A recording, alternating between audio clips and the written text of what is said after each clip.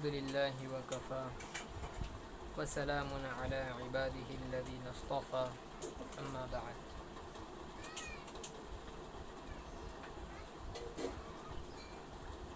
وعن أمير المؤمنين أبي حفص عمر بن الخطاب رضي الله عنه قال: سمعت رسول الله صلى الله عليه وسلم يقول: إنما الأعمال بالنيات وإنما لكل امرئ ما نوى فمن كانت هجرته إلى الله ورسوله فهجرته إلى الله ورسوله ومن كانت هجرته لدنيا يصيبها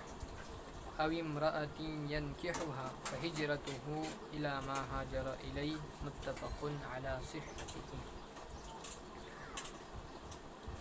جی ناظرین کرام،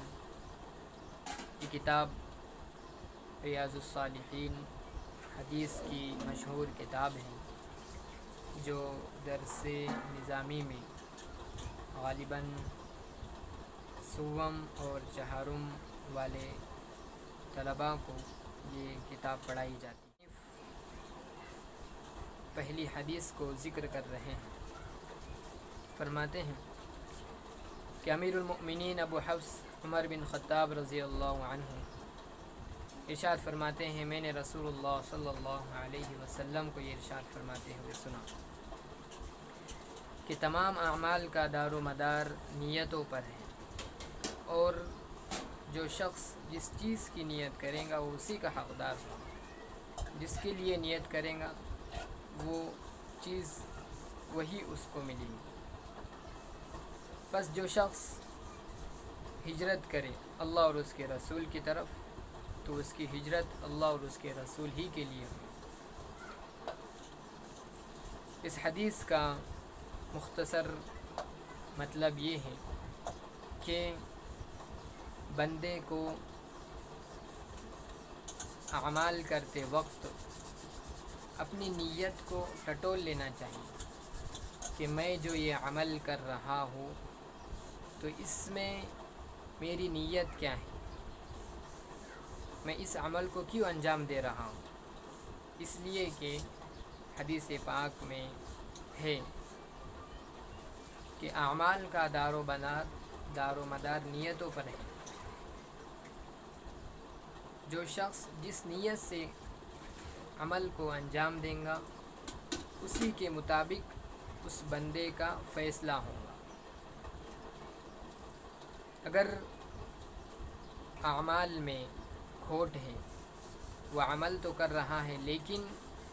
عمل کرنے میں اللہ تبارک و تعالیٰ کی رضا مقصود نہیں ہے، بلکہ وہ کام وہ عمل اس لیے کر رہا ہے تاکہ لوگ اس کو دیکھیں، ریاکاری کے لیے وہ کوئی عمل کر رہا ہے، تو ایسے چاہے ہزاروں لاکھوں عمل ہو تو اس پر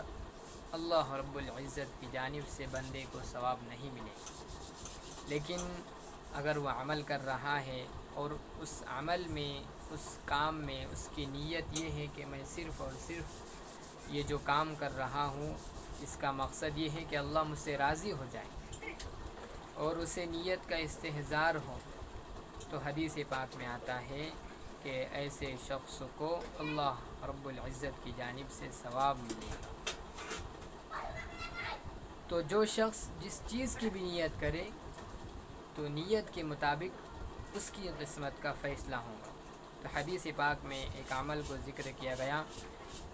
آگے فرمایا کہ جس کی ہجرت اللہ اور اس کے رسول کی طرف ہوں گی تو اس کی ہجرت اللہ اور اس کے رسول ہی کے لیے ہوگی. یعنی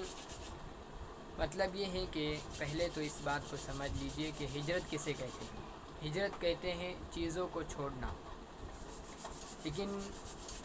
ایک ہے ظاہری ہجرت اور ایک ہے باطنی ہجرت. اصطلاحی اعتبار سے ہجرت کہتے ہیں کہ اپنی آزمائش کی خاطر دارالکفر سے دارالاسلام کی طرف ہجرت کرنا. یعنی ایک انسان ہے ایک علاقے میں جہاں پر وہ رہتا ہے تو اس کو ڈر ہے، خوف ہے کہ میں یہاں پر اگر رہوں گا تو میرا ایمان سلامت نہیں رہے گا، میں یہاں پر پوری آزادانہ طور پر اپنی شریعت کے اعمال کو انجام نہیں دے سکتا، تو ایسے شخص کے لیے ضروری ہے کہ وہ ایسی جگہ پر ہجرت کر کے جائے، اس علاقے سے دوسری جانب منتقل ہو جائے جہاں پر وہ اب پوری طرح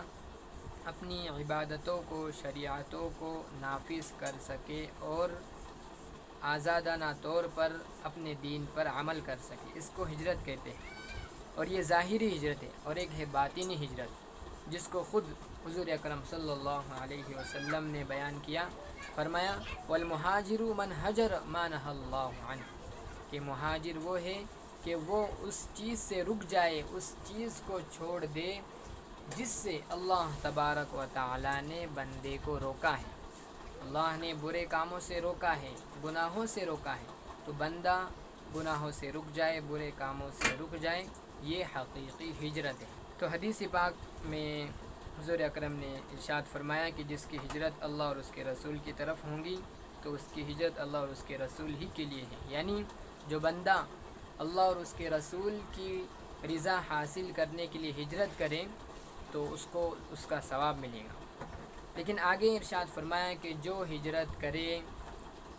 دنیاوی غرض کے لیے، دنیاوی فائدہ حاصل کرنے کے لیے، کہ میں یہاں سے ہجرت کر کے اس جگہ ہجرت کر جاؤں گا تاکہ اس لیے کہ میرا وہاں پر بزنس ڈیولپ ہوگا، مجھے وہاں پر زیادہ عزت ملے گی، تو ہجرت کرنے کا مقصد صرف اور صرف ذاتی مقصد ہے، ذاتی نفع ہے، تو ایسی ہجرت پر حدیث پاک میں آیا ہے کہ بندے کو ثواب نہیں ملے گا۔ یا پھر وہ ہجرت کر رہا ہے کسی عورت سے نکاح کرنے کے لیے، یعنی میں یہاں سے ہجرت کر کے جاؤں گا تو میرا وہاں پر فلانا عورت سے نکاح ہو جائے گا، تو ایسی بات اگر ہے تو اس پر حدیث میں آیا ہے کہ وہ شخص اسی کا مستحق اور حقدار ہوگا جس کی اس نے ہجرت کی، یعنی اللہ اور اس کی رضا کا مقصد اللہ کی رضا نہیں ہے بلکہ دوسرا اپنا ذاتی نفع ہے، تو وہ شخص ثواب کا مستحق نہیں ہو سکتا۔ اور حدیث پاک میں جو بات کہی گئی ہے کہ جو شخص ہجرت کرے عورت سے نکاح کرنے کے لیے، تو اس کا ایک شان ورود ہے، سبب ورود ہے، یعنی کوئی واقعہ پیش آتا ہے اور اس کے ذیل میں کوئی حدیث نبی پاک صلی اللہ علیہ وسلم اس کو حدیث بتلاتے ہیں، تو اس کو کہتے ہیں سبب ورود، یعنی آپ نے جس واقعے کی طرف اشارہ کرتے ہوئے حدیث کو ذکر کیا۔ تو ایک صحاب کسی عورت کو چاہتے تھے، وہ عورت انہیں پسند آ گئی تھی، تو مگر وہ عورت مدینہ منورہ میں رہتی تھی اور وہ صاحب مکہ میں رہتے تھے، تو عورت نے شرط لگائی کہ آپ اگر مجھ سے نکاح کرنا چاہتے ہیں تو مدینہ ہجرت کر کے آ جائیے، تو وہ صاحب مکہ سے مدینہ ہجرت کر کے لے گئے، ہجرت کر گئے، اور پھر وہ صحابی مہاجر ام قیس کہلائے۔ تو اس حدیث کا یہ سبب ورود ہے۔ تو مختصراً آج کی حدیث کا درس اور سبق ہمیں یہ ملتا ہے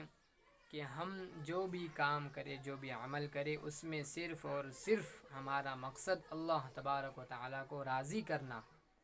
اور اس میں اخلاص ہو، کیونکہ قرآن کریم میں اللہ تبارک و تعالیٰ خود ارشاد فرماتے ہیں کہ من اسلم وجہہ للہ وهو محسن فلہ اجرہ عند ربی۔ تو یہاں مفسرین نے لکھا ہے کہ من اسلم وجہہ للہ سے مراد اخلاص ہے، اور وهو محسن سے مراد سنت کی پیروی ہے۔ تو جس عمل میں سنت کی پیروی ہوگی اور اخلاص ہوگا، وہی عمل اللہ تبارک و تعالیٰ کے نزدیک مقبول ہے، اور جس میں سنت کی پیروی اور اخلاص نہیں ہوگا تو ایسا عمل اللہ کے نزدیک مردود ہے۔ کہ خود نبی پاک صلی اللہ علیہ وسلم نے ارشاد فرمایا کہ جو کوئی ایسا کام انجام دے جس میں ہماری کوئی رہنمائی نہ ہو تو وہ مردود ہے۔ اللہ پاک عمل کی توفیق نصیب فرمائے اور ہم سب کو اخلاص کی دولت سے مالا مال فرمائے۔ وصلی اللہ وسلم علی سیدنا مولانا محمد